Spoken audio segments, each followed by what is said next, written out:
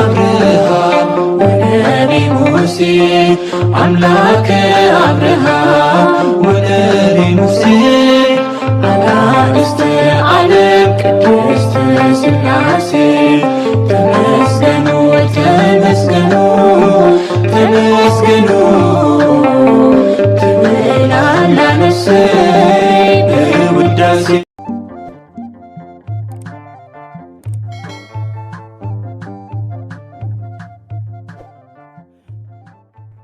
በስመ ሥላሴ በስመ አብ ወወልድ ወመንፈስ ቅዱስ አሐዱ አምላክ አሜን።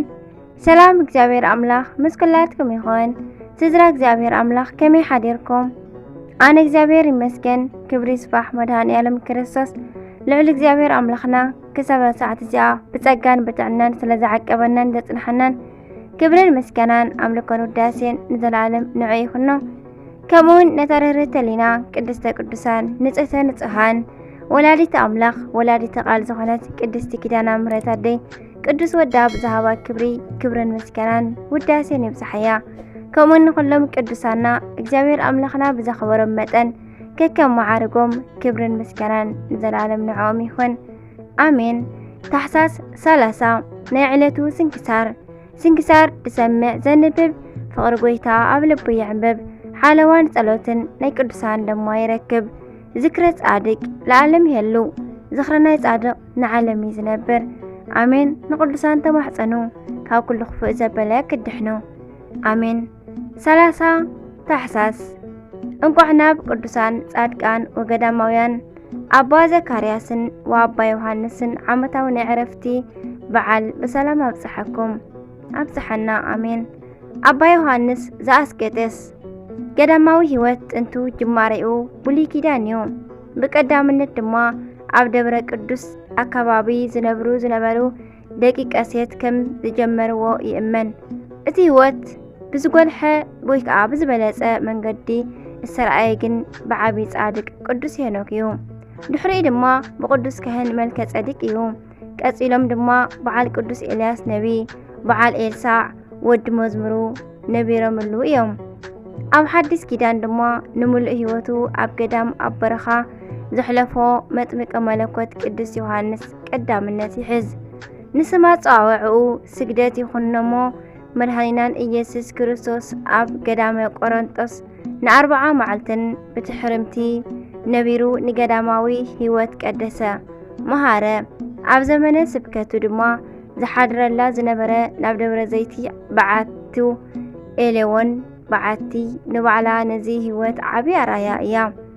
ድሕሪ ዕርገት ጎይታ ድማ ክርስቲያን ህውከት ናይ ዓለም መሰልችዎም ከምኡውን ብንጹህን ብዝተሰብረ ልቦናን ንፈጣሪኦም ክግዝኡ ደልዮም ካብ ከተማ ውፅእ እንዳበሉ ይነብሩ ከም ዝነበሩ ናይ ታሪክ መዛግብቲ የርኢ።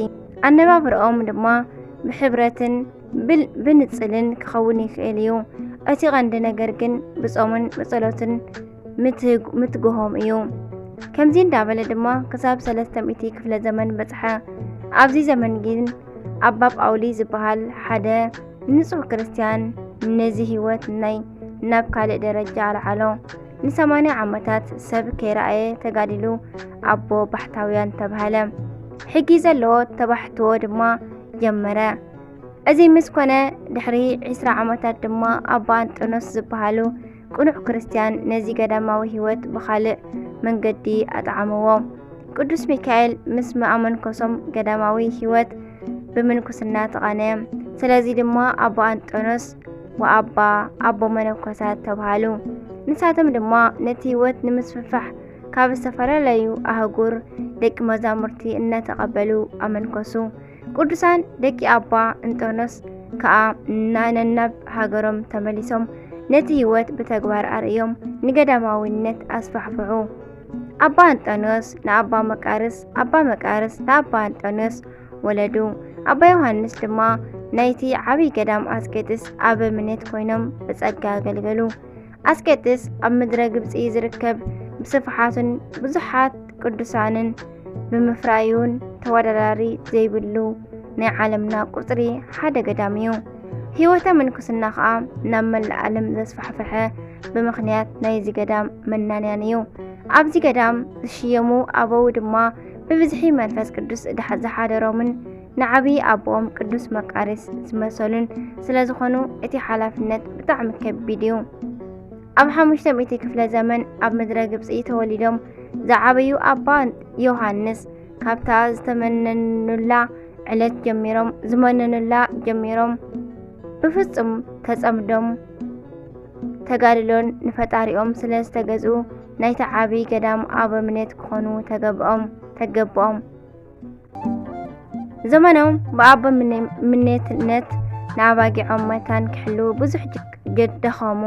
ብፍላይ ንቅዱስ ቃሉ ከስተምህሩ ተግሁ። መታን ህይወት መላእኽቲ ከርእዩ ብቃል ጥራሕ ዘይኮነስ ከምኡውን ብተግባር ካብ መንፈሳዊ አብራኾም ብዙሓት ቅዱሳን ወለዱ።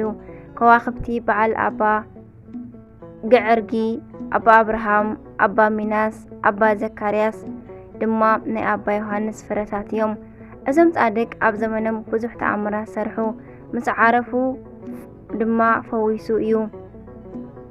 ዓረፉ ድማ መግነዞምን ናይ ልብሶም ቁራጽን ንብዙሓት ድውያን ፈዊሱ እዩ።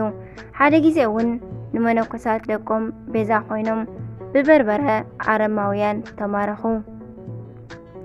ኣብኡ ድማ እቶም ክፉኣት ባርያ እንተገበርዎም እግዚአብሔር ድንቂ ሰሪሑ ናብ ገዳሞም መለሶም። ድሕሪ ብዙሕ ተጋድሎ ድማ ብ9 ዓመቶም በዛ መዓልቲ ዓሪፎም ኣብ በዓቶም ተቐብሩ። በረኸቶም ይሕደረና ኣሜን። ኣባ ዘካርያስ ገዳማዊ እዚ ቅዱስ ዝተንስአ ኣቡኡ ኣብ ዘመነ ጻድቃን እዩ። ምንም እኳ ክርስቲያን እንተኾነ ኣብ ዝቐደመ ህይወት ግን ገንዘብ ዝጥዕሞ ነጋዲ ነበረ። ብንግዲ ስርሑ ድማ ሃብታም ክኸውን ክኢሉ ከም ዝነበረ ዜና ህይወቱ ይዛረብ። እግዚአብሔር ኩሎም ደቂ ሰባት ናብ መንግስተ ሰማያት ከኣቱ ጽቡቕ ፍቓድ እዩ። ንሱ ጥራሕ ኣይኮነን ንኹሉ ሰብ ናይ ድኽነት ጻውዒት ብዝተፈላለየ መንገዲ ይቕርበሉ እዩ። ድምፁ ንሰምዐ ናብ ወደብ ወንጌል የብጽሖ። ሓደ ግዜ እምቢ እንብሎ ከለና ከምቲ ሕያዋይ ኣቦነቱ ብተግሳጹ ክጽውዓና እውን ይኽእል እዩ። እቲ ተግሳጽ ድማ ብደዌን ሕማም ብሓደጋን ብዝኣመሰለ መንገድታት ክኸውን ይኽእል እዩ። እቲ ቀንዲ ቁም ነገር ግን እቲ ግዜ ከይሓለፈና እቲ መዓልቲ ድማ ከይመሰየና ንድምፁ ምስማዕ ንቓሉ ምእዛዝ ጻውዒቱን ተግሳጹን ዘይምቕባል እዩ። ኣባ ዘካርያስ ድማ ናይ ቅድስና ህይወት ጻውዒት ዝመጾ ንስጋ ዕዳጋ ፋሕጠርጠር ክብል እዩ። ሓደ መዓልቲ ንብረት ሒዙ ንንግዲ ኣብ መንገዲ እንከሎ ሸፋቱ ሓዝዎ። ንኽሓርድዎ ድማ ኣጋዲሞሞ ከለዉ ኣበምኔት ናይ ገዳም ጳኩሚስ ኣብቲ ስፍራ ስለ ዝነበሩ ጨደረሎም። እዞም ቅዱስ ኣበምኔት ኣካሎም ብገድሊ ዝተወድአ ኮይኑ ከሎ ድምፆም ግን ከም ነጎድጓድ ምስ መጾም እቶም ቀተልቲ ሰንቢዶም ሃደሙ። ዘካርያስ ድማ ካብ ሞት ተረፈ።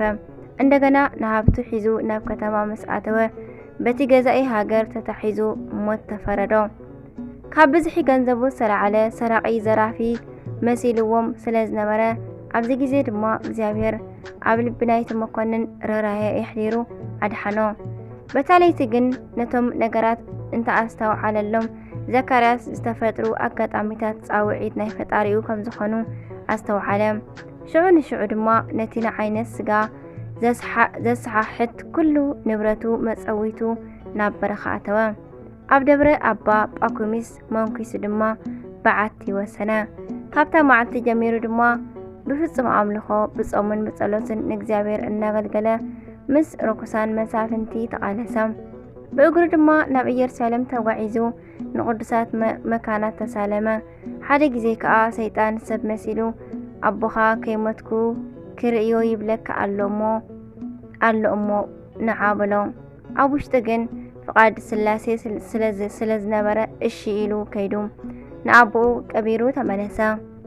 ቅዱስ ኣባ ዘካርያስ ካብ ብቕዓቱ ዝተላዕለ ዝነበረ ምስ ጉርማን ኣራዊት ነበረ። ንኹሎም ኣራዊት ድማ ይምግቦም ነበረ። ብፍላይ ድማ ነቶም ገባብል ንሰባት መታን ከይጎድኡ ኣዚዙ ንሱ ይምግቦም ነበረ። ናይ ተጋድሎ ዘመናቱ ምስ ፈጸመ ድማ بزال معنتي بخبري عرفة برخاتهم يحضرنا أبا يوحنس بصو أزي قدس دما بتمساسالي ناي زمن صادقان قدسان فرأيو إترأي جزء وإتسمع دمسع بزبل جزء حجة تبحتو ناربعة عمتات توسينو نبرا إزي مالت دما حدا ودي مسمننا أوالد كرئن مسأن كاك زاربن أيفقدلن قال أون انت مننا اتحكي نسيو لو مزقبر زولكن فتاري مرمرا أبا يوحنس بصق كا بخمزي زبالة فليت مالت بصومن بصلوتن كاب عالم تفليو كاب قال رحقو نصهنقو حاليو اندا نبرا عرقم أبتي جيزي أب كتما زنبر حدا فتاويو مسفن نبرا أمو إزي مسفن زوتر نابزوم صادق إنا مصاي بارخ نبرا سبيت جن نبرخاتو دليا كتريو انتفتنت أيكون اللان نبرا حق مناني سلزي فقد بزي نجر فتيما محزانا بصقاز فلته أبا يوحنس جن برأي نابع مصا مي لتا ولشي بأسيتو أنتي سبيتي نمنتاي انت زير أخوخا النابلكي تمزمزني ألخي أنا نبي ويت صادق أيكون كن إلوا باريخو تصورا نساد ما دس إلوا نبع البيتا نجرتو مع البيتا نابتم صادق مسكدة دما جنا كي تزراربو أبا يوحنس فشخ خيدو بعلت بيتكا دس إلوا مش بلو أدي صادق دما عبتي سعامتو بذا معلتي عارفو تقبره برخاتو يحترنا أملاكت صادقان قدسان سلفتوتو ጽቡቕ ድሌትና ይፈጽመልና ካብ በረኻቶም ድማ ይሓድለና ብጸሎቶም ድማ መድኃኔ ዓለም ክርስቶስ ይቕረ ይበለልና አሜን።